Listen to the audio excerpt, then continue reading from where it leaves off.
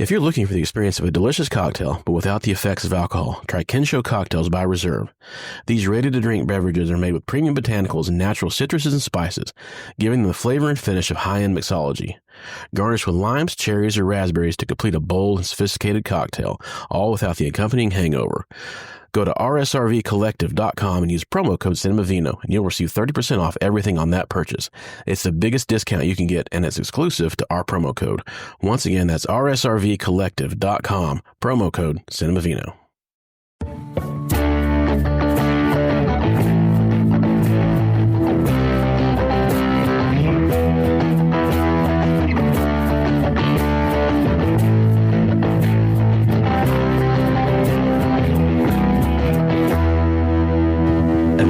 Cinemavino. Good to have you guys back here with us.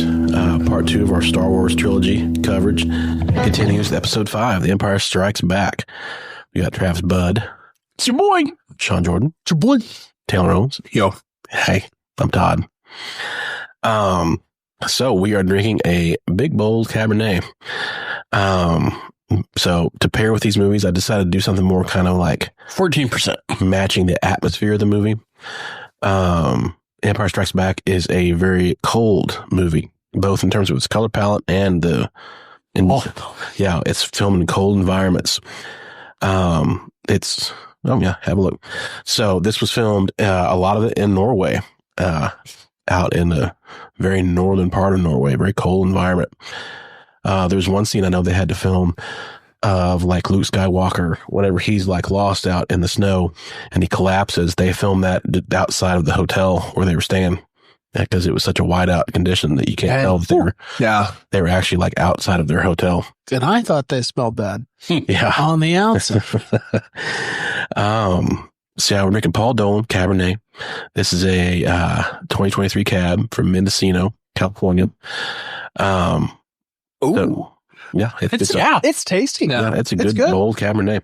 I don't have words for it, but I enjoy it. But in addition to the Hoth situation, you got Dagobah is also a big big setting. It's a very murky. It looks cold. It looks rainy. It looks not inviting.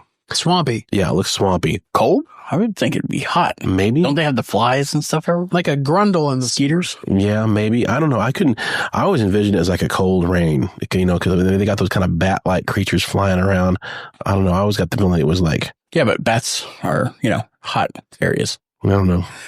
Because I was thinking it was, we got Hoth, the ice planet, and then we've got the swamp planet where it's all, steamy. Yep. It could be. But then I also... just in the desert. Yeah. By the way, it's not dry. Yeah. It's wet. Swampy is wet. Crotchy. Yeah, like I said, like a grundle. Yeah. A grundle in the summer. It's humid. Taint. And so... But also, yeah, the color palette, if you know this movie, it's very white, very silvery. There's a lot of blues. There's a lot of grays. It's very imperial in a way. It's a very stainless steel aesthetic throughout this movie. To me, it's filmed in a very cool way. A lot of cool grays going on. So to me, this movie feels a lot colder. So a warmer weather or a wine that can warm you up seemed appropriate. So if you're going to watch Empire Strikes Back, I'd recommend a nice Cabernet. This one will run you about $25 at your nearest wine store. It's a well-spent 25. Yeah. Mm-hmm. The Paul Dolan Cabernet. And drink this at the console of an at. Sounds good with spice to it. Mm-hmm. It's got some nice complexity. Not heat. There's not a lot of heat. Mm-mm. Get it. Yeah. But this movie was 3 times what the previous one was. There you go. The budget, yeah. So this was released, Empire Strikes Back, on May 21st, 1980. Almost 45 years ago. So, damn. Which is crazy. Some gray-ass pubes. This grossed just over $400 million against a $30 million budget, which was about 3 times. How many million? $400 million against a $30 million budget. Okay, so it netted a lot less. So it grossed the same amount as the previous movie. But yeah, it had 3 times the budget. Shame. Went way over budget, way longer than what it was planned on being filmed. This was 175-day shoot. They only made like 1,000% return? Yeah. Ugh, yeah. Disgusting. This was the highest grossing movie of its year. obviously. As was every movie. Every one of this trilogy was the highest grossing movie that came out of that year. So George Lucas had a miserable time directing A New Hope. He suffered from a lot of anxiety and almost all out panic and stress. So with that, he stepped back with making this movie. He wrote a very detailed story outline and then handed that story outline to a woman named Lee Brackett, who was a screenwriter from classic Hollywood from the 40s and 50s. Again, we're getting back to that kind of film where they had the wipes on the camera and like the classic filmmaking. She wrote a movie called The Big Sleep with Humphrey Bogart. She wrote Rio Bravo for John Wayne. She wrote a lot of classic movies. She was noted for her science fiction novel, and she had a knack, so they said, for dialogue. And so she was hired to do the first draft of this script, basically to take Lucas's outline and adapt it into a script. She came up with a rough draft, and then she passed away from cancer. And so George Lucas took her draft, and from her draft wrote his own second draft. And then from his second draft, he still wasn't completely satisfied with it. So they hired a guy named Larry Kasdan, and he did the third draft. Lawrence. Well, yeah. He did the third draft, basically combining the best elements of the first two of Lee Brackett's and George Lucas's. He basically kind of merged them together. Supposedly, Lee Brackett's was more character-driven, and George Lucas, as you might guess, focused more on the big, like, Battle of Hoth type story. He got into those deeply. So Kasdan kind of put those two together into one screenplay and kind of streamlined them together. And then Lucas hired a film school professor from USC. He was the dean of the USC film schools, Irvin Kershner, to direct it. And so, again, Kershner had done a lot of classic, like kind of smaller indie movies. And I think that's what drew Lucas to him, was that he wasn't a big Hollywood director. So he might take a different approach to making this. And so that he tasked them with making the film. And they basically took his material in probably a different direction than what he would have done himself. I think that's why this film has a very different vibe than the first film. It has a different look and feel, and just a different overall tone. The dialogue is sharper. The characters are a little bit richer. And that's one reason why I think it improves on the original, is that you get two different perspectives on it. You get different professional viewpoints on it. Well, you've already had the intro of the characters, so now you're getting to flesh them out. Mm-hmm. So then they do have that luxury that Lucas kind of set everything up for them, and now they can run with it from there. They can take that baton. I've got a random question before you keep going. Is this the film where they had the weird, like, short film trailer right before the movie? The medieval thing with the night? I don't remember. You know what I'm talking about? I don't. You might have to look that up. So then this is, everybody talks about great sequels. This is the first one that people mention is the sequel that really improves upon the original. For example, John Williams introduces a lot of new themes. You get new themes for Darth Vader. You even get new themes for the droids. You get new themes for the love connection between Han and Leia. They get their theme together. Yoda, the new character, he gets a new theme. You get a theme for running from the Empire. Mm-hmm. That whole the multiple chase scenes we get of Millennium Falcon running from the Empire, you get a theme in that. Yeah. Some of the movies, John Williams will compose dozens of motifs. And then what was John Williams doing before Star Wars? Because he turned into one of the greatest composers of our time. He was on his way. What was he doing before? So his first big film that he did, the music for was Fiddler on the Roof. That was his first. Never heard of it. It was a musical. No, I'm kidding. I've heard of it. Yeah. And then from there, he got recommended. He had done a couple of disasters. He did the Poseidon Adventure. He did the Towering Inferno. So he did some Earthquake also. He did some disaster movies. And so he got recommended to Spielberg for Sugarland Express. Spielberg brought him back for Jaws. And that's where Williams really made his name. That was his second Oscar. So Jaws was his second Oscar? He won for Fiddler on the Roof. Oh, okay. He won for Jaws. He won for Star Wars. He won for E.T. and then Schindler's List. So he's won 5 Oscars. Was Fiddler a Broadway musical before it was a film? Mm-hmm. Okay. Because I know Zero Mostel was Fiddler. In the original, yeah. In the film. Yeah, I think for this one, it was a guy named Tevier. We can look this up, but I haven't seen that in a long time. Okay. Gotcha. Okay, I found there was a lost film that premiered right before, and it was Empire Strikes Back in 1980, and you can see it online. But it says George Lucas commissioned a short film to be shown before the epic film Empire Strikes Back. It was called Black Angel, and it was a fantastical medieval film following a knight battling against the undead over a little girl's soul. I seen it, and it's basically a bunch of like backdrops and a lot of like this knight running around through, like, there's a plague, there's a fight. It's kind of forgettable. It's a lot of like style and stuff over substance. How long is it? I think it's 10 minutes, maybe. Well, that's not too bad. So this would be if I were, of age and old enough at that point where I would be trying to drink whatever I'd brought with me into the theater. Yeah. I've got 25-minute short film. Oh my gosh. God damn. Yeah. Oh. So it's like, I probably got like a tall boy or something I've snuck in. I'm trying to pound that. It's like an episode of Modern Family before. But it's called Black Angel. And yeah.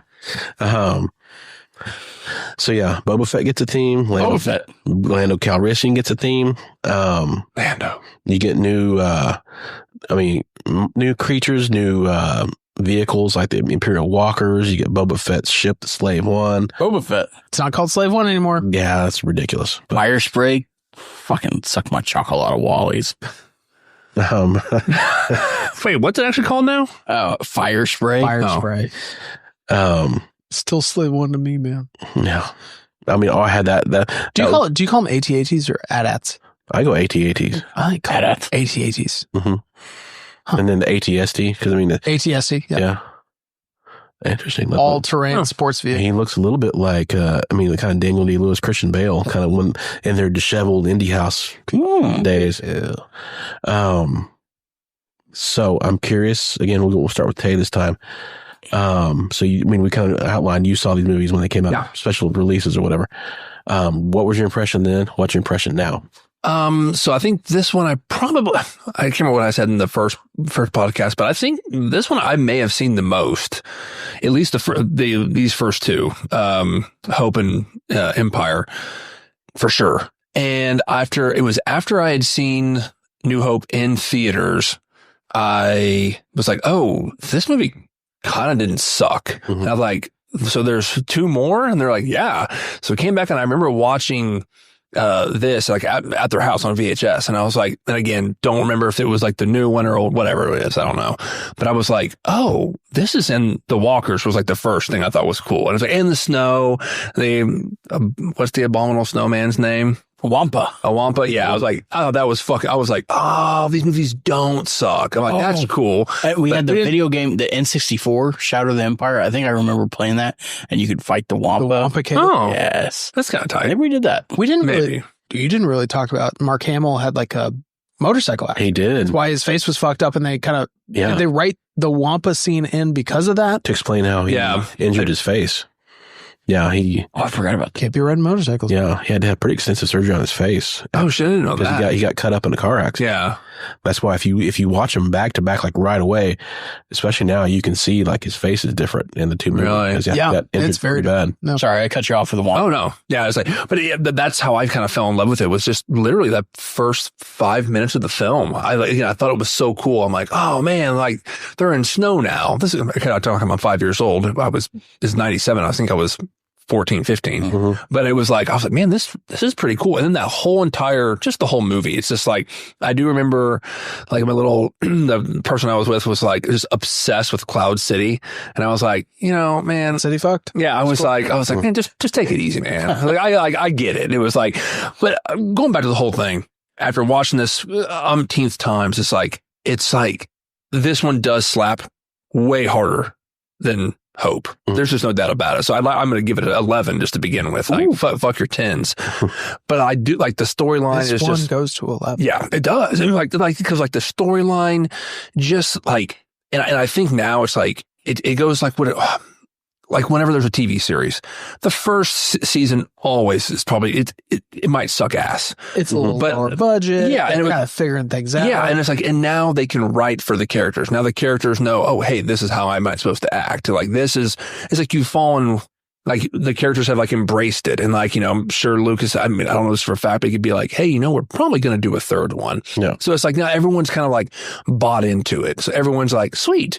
And I don't know how Lando fell into it, but it's like, I'm sure if you went to him and was just like, hey man, you want to do the second Star? He's like, fuck yeah. Yeah. But it was like, you know, Billy D. Williams? yeah, it's like, but it's like before that, he'd been like, what the fuck is a Star War? You know, and it's like, but now, you know, it's just like people are into it.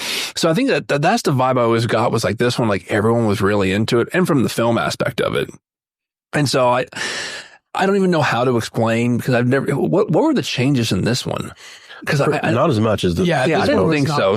Okay. Because like the first and third. Well, I think actually I was thinking about it. I think you see the Wampa more. Mm-hmm. in it because I remember from my VHS tape, like they didn't really, from what I remember, show the Wampa like standing up or walking. Like you never really got to see its face other than like the one like quick little swipe. Yeah. And yeah.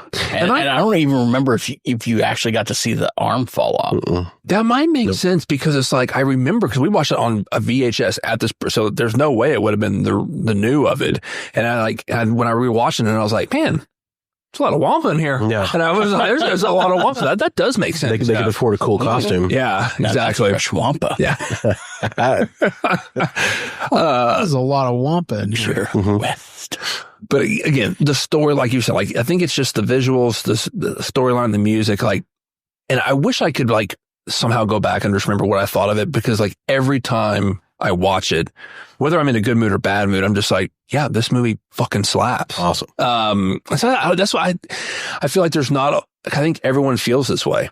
I mean, unless they're just complete assholes. And people saying like, yeah, it was, I mean, like people just like, yeah, and no, it's like this one was better. I think Empire just.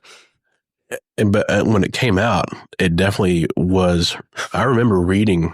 So, and I think it was it was a book of People magazine movie reviews. And that's the first one. This is when I was a kid. I wanted to see what they thought of Star Wars Empire Strikes Back. And they were very sarcastic in their review of it. This was what they published the week it came out. They're like, hey, you guys remember Casablanca 2? What about Citizen Kane 2? Remember all the great sequels? That's right, because there aren't any. Neither is this one. You know, like they were just, you know, it's dark, it's murky, you know, it's just everything's just drab. You know, everything people love about it now was what they hated about it when it came out. There were a lot of critical reviews at that time that were like that. You mean people were starting to get sadder from the 70s to the 80s? Yeah. What? Yeah, the malaise. But yeah, the idea that it would introduce, because Star Wars is a very like, I don't know, perky, sunny, upbeat movie where everybody, you know, it ends in a big award ceremony. You know? Everybody gets a medal except for Chewie. Yeah. But, you know, it's like this one is like everything goes to hell. It's the second act. And it ends on a cliffhanger. So everybody like that. And that was what they mentioned. Like, and it ends on a cliffhanger. This is a bummer of a movie. And so, you know, and now it's like you look back on that's the things that make it awesome. It's what a movie would do now. Today. It's what it's like that is what, and I'm not saying that started it, but it's like that's, you would almost praise. I mean, movies have done that. It's like Thanos wins. Yeah. That was like Fast 9 ended that way. I don't know what's going to happen to Vin Diesel. Yeah, no one knows what's going to happen in Fast X. Or the family, you know? Yeah. Well, do you think his car's going to go fast enough? Yeah. I do remember seeing, I was like, this is fucking stupid. And it was stupid. I remember seeing Matrix Reloaded. And at the very end, when they were like, you know, when they're, oh my God, it's this dude. And it was like, to be concluded. I'm like, that third movie's going to suck ass. And it was like, I knew it right. You left it on a cliffhanger. It's stupid as shit. I was like, and I was right. You never been more right. Yeah. I was just like, why is this on a cliffhanger? This is stupid. Kill Bill, on the other hand, that slapped. What? Yeah, like that was a good cliffhanger. I remember us telling Richie, we're like, man, you're going to enjoy this movie, but the last like 5 seconds is going to make you so pissed. I've always said more movies should do not trilogies, but duos. Mm-hmm. Just do 2 movies. Yeah. And like it should be a 2-movie series. Think about The Godfather if they'd left it there. What are you talking about? They did. Yeah. Were there any trilogies before Star Wars that were like prominent cultural impacts? I mean, Rocky wasn't, I don't know how about the impact of it, but Rocky was in motion at this time. You'd already had 2 Rocky movies by the time Empire came out, and they were working on the third. When was the first Rocky? James Bond, Godzilla. 76. But see, James Bond is different because those movies are all standalone. Yeah, it's series. Yeah, they didn't have like cliffhanger James Bond. Yeah. So, and when they tried that with Daniel Craig, it worked kind of like dubiously. When they tried to we're going to serialize the storyline, it didn't work so well because people like that sort of disposable James Bond they can go to and watch and then, kind of rinse and repeat with the next. I saw the trailer for the next Mission Impossible. I'm starting to think these missions are possible. They keep happening. That's a bad sign when the missions start getting possible. Yeah.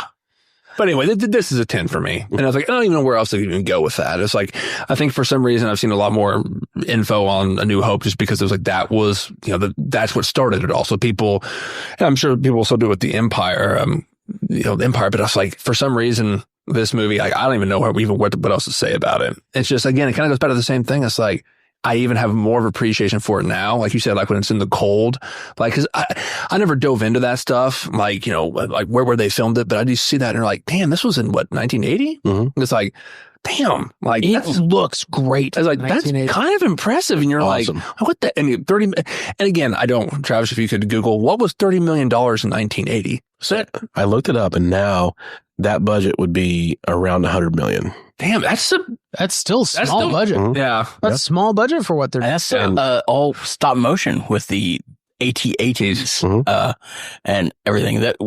Not as much claymation in this one that I can think of. But you get some puppetry with Yoda. Mm-hmm. Yes. Now, Frank Oz as Yoda. Yeah. Who, and Yoda's awesome. Fucking curmudgeon, man. Too much ear hair, though. Yeah. First thing I thought of with the AT-ATs was Return of the King, the Oliphants. The invading elephants. Yeah. Yeah. If only they had some Rancors that they rode on. I know. That'd be badass. Yeah. Everybody, they left them out in the sandbox. Get some AT-ST situations. But yeah, Frank Oz did the voice and puppetry for Yoda. He was Jim Henson employee, known best as the voice of Miss Piggy for the Muppets. So yeah, and you can kind of hear it when you hear Yoda. Yeah. So canonically, Yoda and Kermit, they fucking? Yeah, I mean, that was Yoda. That was if Miss Piggy that was their child? Kermit fucked, they would get Yoda. I was led to believe that their children would be frogs if they're males and pigs if they're females. You got missing that. Yeah. What's green and slimy and smells like pork? Kermit's finger. Oh, no. All right. Oh, no. All right. This is a family podcast. All right. Not no mo. Okay. I've heard it before, but you just got to bring it back. You've got to see Dolly Parton tell that joke on camera. That's hilarious. Oh. She told that joke on the behind the scenes from 9 to 5, I think. Wow. That would have made me blush to hear that. So Sean, what do you think? Oh God, this movie's a 10. This is the pinnacle of Star Wars, of all the trilogies, of all of the Star Wars content. This movie is the best one. It's so well directed and written and shot. And I think in retrospect, all that George Lucas did to not be a part of it made this movie great. He's a tinkerer and he likes to throw in a lot of color without really giving much thought to why. Mm-hmm. And that's why Star Wars and Return of the Jedi both have just shit thrown in. Yeah. And his revisionist history, he goes in and he just throws in more shit. And he just is like, this is cool. I like these aliens. There's going to be a dance number and they're going to sing. And I love it. Yeah. This movie doesn't give him the opportunity to do that because it's so tight. It's so just well written.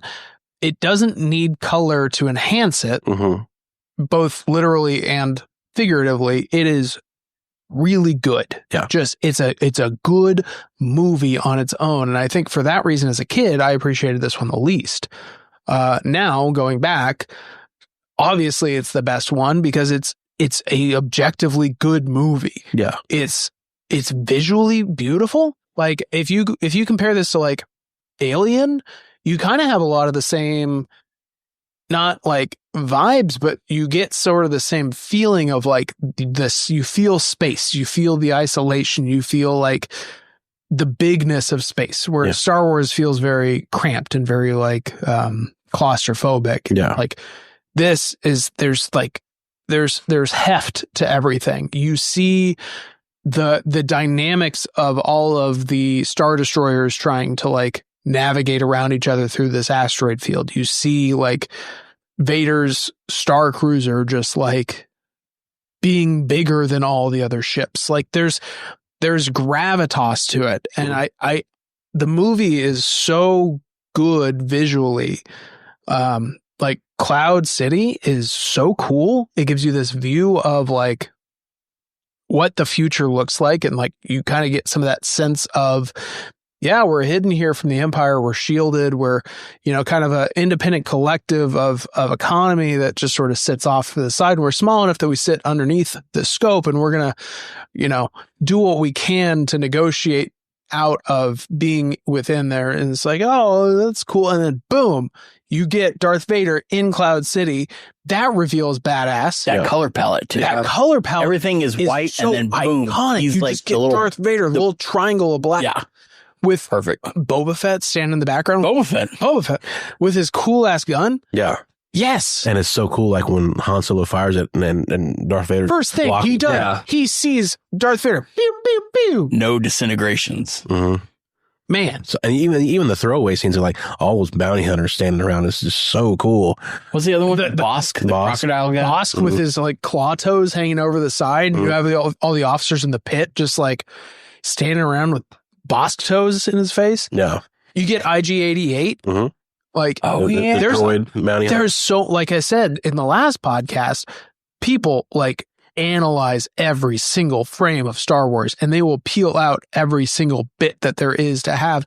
That scene alone spawned off years of books, just like all the bounty hunters, Bosk, IG-88, Boba Fett obviously was Boba Fett.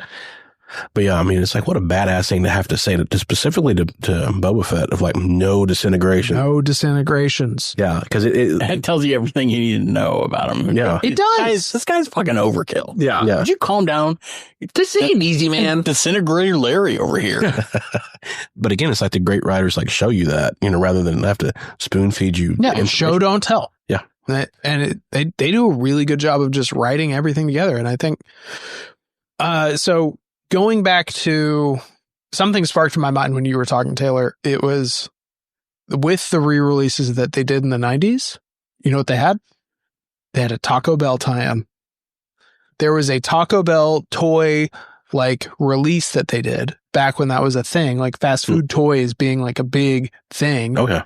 Taco Bell did like a Taco Bell toy release, and the Star Wars toys that came out of it, I loved. I was hooked. I had like a Cloud City like balancing top toy. And then I had like seeing those commercials. I had this cube that had like a mirror down the middle, and one side was Yoda and the other side was Darth Vader, and you could like turn it and then you could see his face. Wow. Yeah. It was badass. No. But yeah, something you said about Cloud City just like sparked that memory in my mind, and it was like, okay, that was another memory of the 90s tie-ins. Man. So 10 for you. Once again, 10 movie, 10. Easy 10. Yep. This is the 10. Star Wars is an 8. Empire is a 10. Jedi is 7. I'm exactly where you were, where it's like with Fellowship, I had to give that a 9 because I know Two Towers is a 10. I know I can see the perspective. Yeah. So, Trav, what would you say? I hated this movie as a kid because I would sit there and watch it. I was like, is this the one I like? It's the least fun. And at the end, I'm like, Han's in fucking carbonite. Luke loses a goddamn hand. He loses a sword fight. And he gets away. And then like Darth the bad Vader's guys his get father? away with all this. Yeah. I was like, fuck is all this? I was like, this is a downer ending. And so as a kid, I would be like, is this the one? Okay. The green lightsaber. I like this one. This one has the teddy bears. And so I was all about Return of the Jedi. Jedi was my favorite as a kid. Yeah. Same. Yeah. I'm like, wicked. Fuck yeah. But no, as I've gotten older, I'm like, no, this one's awesome. This starts out in Hoth, and I can't remember what N64 game. It might have been Shadows of the Empire or Battlefront or something, where you actually get to Battlefront was like PS2. Okay, so that game was awesome. But you got to fly and Hoth and do like the harpoon and trip up. I call them AT-ATs or AT, whatever. Hard level. But I was like, oh, this thing is awesome. And then you'd play the rest of the game. I'm like, man, fuck this. I want to play the first stage again. Yeah, and they had the Wampas, they had the Tauntauns, which I thought were cool, the donkey ram things that they were riding along. The llama kangaroos? Yeah. And one part that scarred me, I was like, they cut it open and it's all just like white blood or white entrails. I'm like, that's weird. Also kind of alien-esque. Yeah. And they hop in there. But I thought it was interesting going from desert and then to the bleak, extreme climates. Yes, all the extreme climates with the Antarctic type climate, whatever, the snowy climate. And then later on we had the swampy, and you're like, oh, okay. And then you've got like just the straight up ocean planet with all the Cloud City shit. Or maybe I'm thinking of Camino. That's Camino. Was there ocean underneath the Cloud City? It's a gas giant. Okay. I am thinking of Camino. All right. Anyway. But yeah, the color palette, when you mentioned that, I immediately thought of Vader. When the door opens, everything is nice and white, and they've shown the whole like cloudy, lovely evening color palette, and all of a sudden, boom, they open it. Center stage is big black dot Vader. He like deflects and force grabs at the same time. You're like, fuck, that was cool. I hate you so much. Cool. It's so cool. I hate how much I love you, and I love how much I hate you. They give Vader that like cool egg, like clamshell thing that he hangs out in. Yeah. Oh, that's right. That's iconic. That's badass. And then speaking of color palette, at the end, after the place where they do the carbonite dip, where it's all the lights are down low, and then there's the red underlights come in, and he's got like the smoke all around. He's waiting for Luke, and as soon as Luke shows up, boom, the like perfect shows up. I'm just like, this is it. Because then you get the next battle with the next, lightsaber duel, and he beats Vader, and you're like, all right, cool. And then but Palpatine's sitting there in his cuck chair watching the whole thing. but this is like the best fight. I feel, It's the first time you really get to see like force powers being applied in a fight. Right. You see Luke do like the big force jump out of the carbonite pit. You're like, what the fuck was that?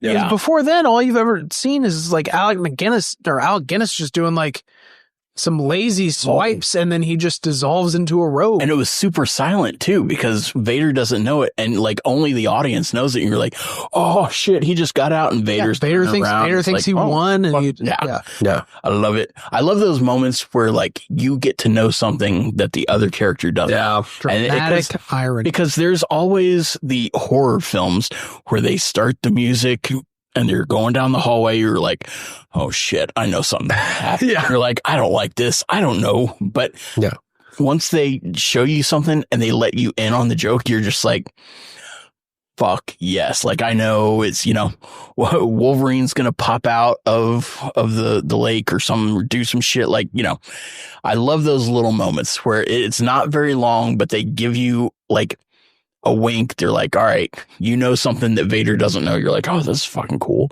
But yeah, and obviously the iconic line of finding out that he's Luke's father. Misquoted line. That's true. I wasn't going to quote it because I knew one of you bitches was going to correct me. Yeah.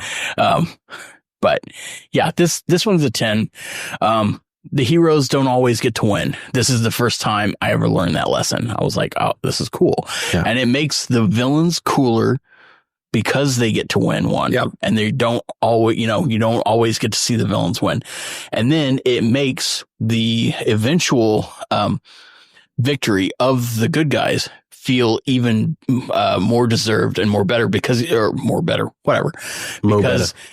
they've actually struggled and they have lost battles, but they finally, it's the same thing with Thanos when he wins and he does the whole Thanos snap and he's like, hey, I accomplished everything I wanted to. And it's interesting in Endgame. What did it cost? That they, everything. It's interesting that they don't just wipe away Thanos's accomplishments. They're like, nope, 5 years later. And you're like, wait, what the fuck? They're going to change this, right? Yeah.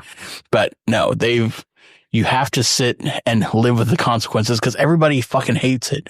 When you do a wipe, and you're like, JK, LOL, none of the stuff that you just watched matters anymore. Yeah. And you're like, well, why the fuck did I watch this movie? Yeah. If you're going to yada yada over this whole film.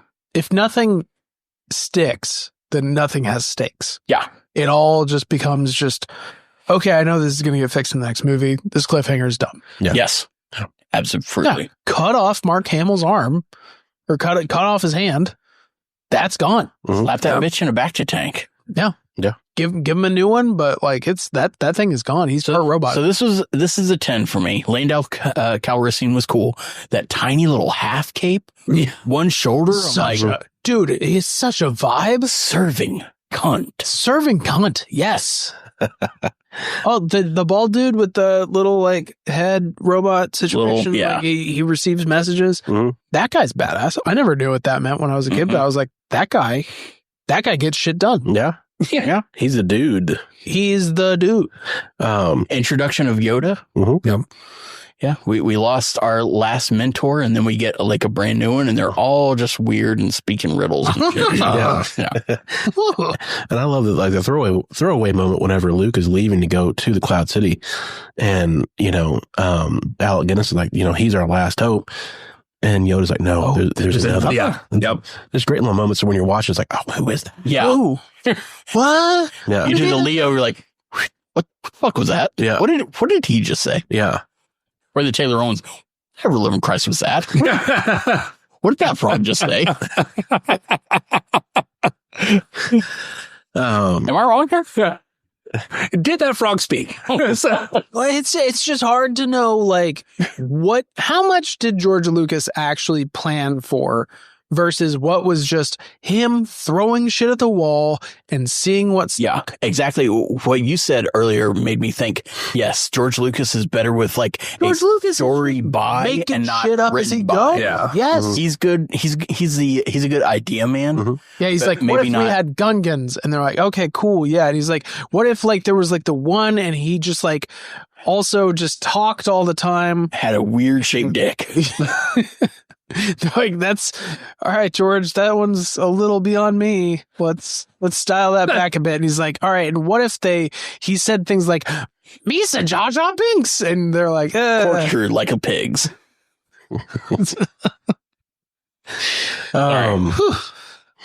So yeah, I mean, I George Lucas is a big picture guy. So I mean, I would agree. This big picture guy. So I would agree. I would agree that this is easily a 10. This is probably one of my top 10 movies of all time. Gungan Dick. This is That's a band name. Not a band I would get tickets to. It's a jam band. Oh, it's jamming something for sure. That's not jam. You guys want to go see Gungan Dick? You can't. I'm sorry. They're playing Red Rocks next month. Finish your review. Can't jelly this Gungan Dick. So, my deal is like, this would be one of my top 10 movies of all time. This cements the franchise for me. Is like, I became a Star Wars fan for life when I saw this. So, the music is great. John Williams' music for this and Jedi to me is so good that you could turn off the dialogue. And this one is my favorite John Williams track. Yeah. Yeah. So many good cues in this.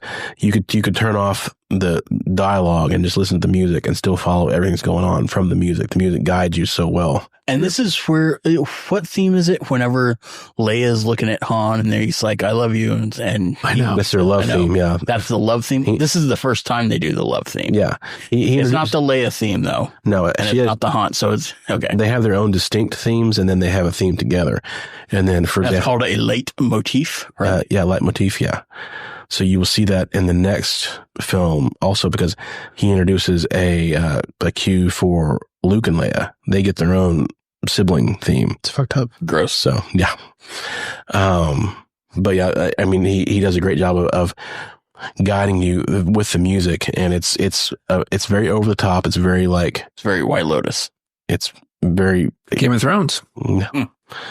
But it's so well done, and the cinematography is incredible. Special effects for the time are amazing. They hold up so well. I love the practical effects. I love how the stop motion, the miniatures, everything. It's just great. It's a movie that I can go back and watch it anytime. I still love it. So this is an easy 10 for me. This is the easiest 10 I think that we've done so far in this podcast. So, we did Two Towers. Yeah. Great Godfather. That was an easy. Those are easy 10s as well. They didn't have those. Mm-hmm. Those didn't have the power. Bloodsport. Yeah. Those didn't have the nostalgia power that this one did. You know, this one has the strongest nostalgia pull of all the Star Wars movies for me. No. When I think of Star Wars and why I love Star Wars, this movie is what pops in my head. I think of Yoda and Luke on Dagobah. I think of the duel between Vader and Luke. I think of like the scenes from this movie. So this movie is why it cemented my love of Star Wars. Can we just agree though that John Williams' biggest accomplishment was Duel of the Fates in Phantom Menace? That was a great cue.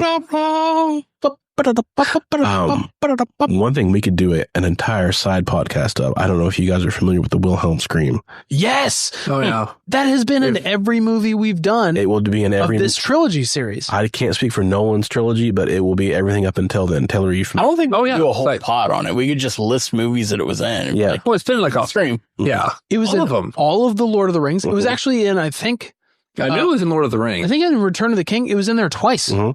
It was.